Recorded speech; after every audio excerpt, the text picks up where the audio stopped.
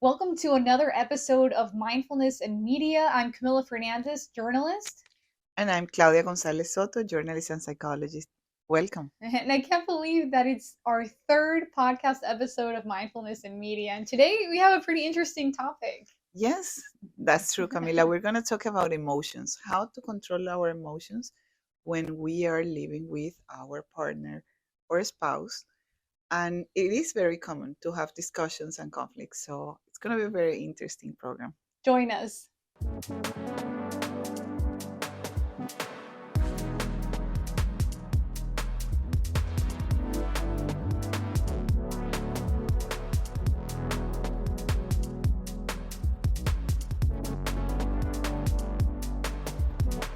Well, I was saying that this topic is really interesting because oftentimes we don't know how to manage our emotions, our stress level when we're dealing with a situation with our partner or our spouse.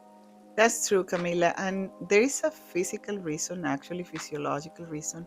Our brain has a part that is called the amygdala. Okay. And the amygdala is the one that regulates the emotions. But it's a very short way between what is happening, the situation, and our amygdala. It's very quick. We can have an immediate response, especially when we are actually in a dangerous situation. That's why we have the amygdala that regulates that response. But if you give it a little bit of more time, that response is going to get, or that stimuli is going to get to your prefrontal cortex, Okay. which is going to let you think about what's happening and how would be, or how can you respond in a better way. So whenever we have a discussion, whenever we have a conflict, we need to probably say to your partner or to our partner, can you give me a little bit of time? Let me wait till I'm more calm to get back to you. And in that moment, it's good to breathe, to count to 10. Yes. And this is, the same answering, the same statement that we have been hearing from a long time. Count to 10, take a break, take a deep breath. Well, it's true, it works. You have to breathe, maybe walk away a little bit, and when you're more calm, and then you can go back to your partner and try to talk and try to find solutions, always focusing on the solutions. That's very important because if you just add more flame to the fire, it could end up badly. Exactly, can escalate. Yes. So we don't want to be in the same level that the person that is yelling or screaming or is very angry is at that moment. We want to stop, breathe, also give the other person time so that they can also think about what they are feeling. And it is important to identify our feelings, Camila. Okay. Sometimes we know that there is something bad, there is something going on inside of us, but we don't know if it's anger or sadness, for example, or frustration. So we need to identify what is the feeling, and then I can get more control over the feeling. But remember, you are the only one who can control that response. Yeah. Because you are the only one experiencing the feeling. Okay, So you can control the way you respond to a situation. Maybe you can't control how your partner or spouse is responding, but you know that you can control how you react to the situation. Exactly. And if it's something that your partner is doing and that gets you angry all the time, you need to start talking to your partner about changes. Okay. Okay. And for that, I have a little exercise I love exercises. that I give to my couples when I'm counseling, and I'm Bring it on. Yeah, what I say is, well, let's measure the temperature. Okay. That's how it is called. It's getting hot in here. Measuring the temperature. And what we're gonna do is we're gonna say 5 things that you're thankful for Okay. to your partner, because something that your partner did very specifically, and you want to say thank you.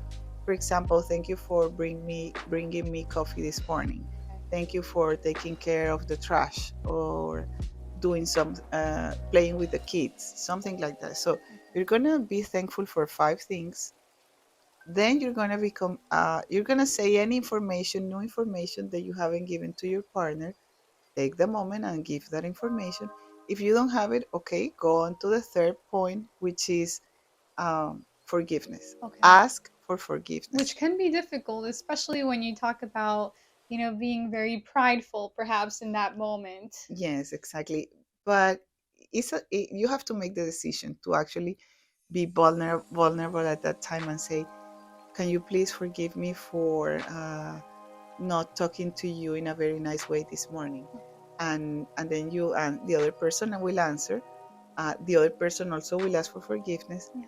and then we go to uh, uh, well, I'm gonna ask for a change. Okay. Is Yeah, how can I how can you change something that is bothering me? So Okay. I'm gonna ask for a change, and the other person is also going to ask me for a change.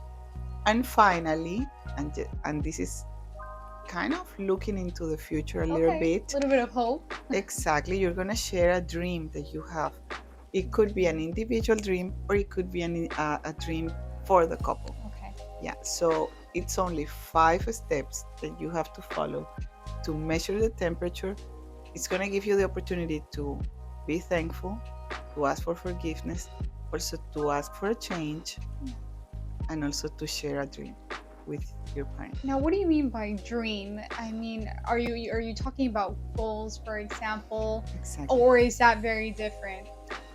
A dream, a wish is something Okay. that you wish for you in the future. Okay. For example, it As an could individual and for um, together, I guess, as a couple. and as a couple, exactly. Okay. Maybe you have this wish, this dream in your the whole life that you want to visit China Okay. or Europe or any place in particular, or you want to have a house in front of the beach, and that's a dream that you have. Or Or children. maybe to have a child, or to have a PhD in something, and that could be an individual dream.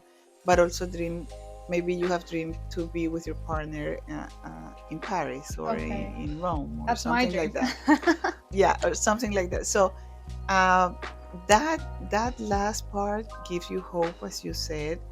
I always finish with a big hug. They Okay. have to hug each other, Mm. and I recommend to my couples to use this tool that is called measuring the temperature Mm. at least 3 times a week.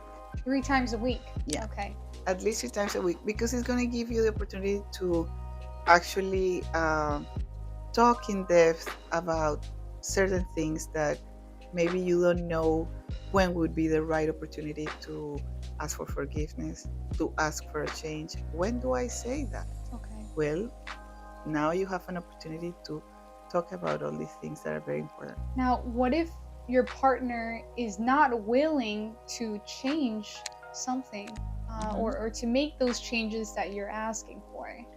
There is always an opportunity to change a behavior. It could be a behavior that is actually um, creating a conflict in the relationship. There are going to be things that are not negotiable, Hmm. that you're not going to change because that's your personality. And this could be if you're an introvert person, if Yeah. you're extrovert, if you are a person that likes to socialize and talk to other people and the other person doesn't like that. I cannot pretend that my partner, my spouse, change their personality because of me, Okay. right? But if there is a behavior that is actually creating a conflict, that is something that you can change. Okay. Okay. And And if you don't yeah. change it, if you Yeah. definitely, your partner is telling you one, two, Yeah. three times, 4 times, when you still uh, are not changing, then we got to go to another exercise that would be resolution or conflict resolution, because that is a conflict now.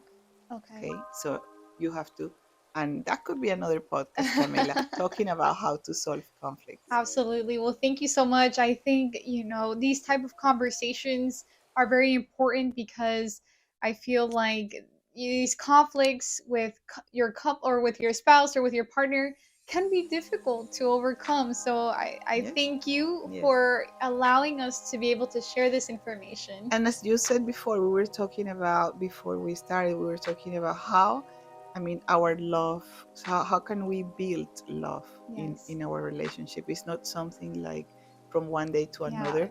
Blind It's love. actually about solving conflicts, it's about talking, it's about communication, Yes, making sacrifices, or actually helping the other one with their own needs. How absolutely. can I satisfy that?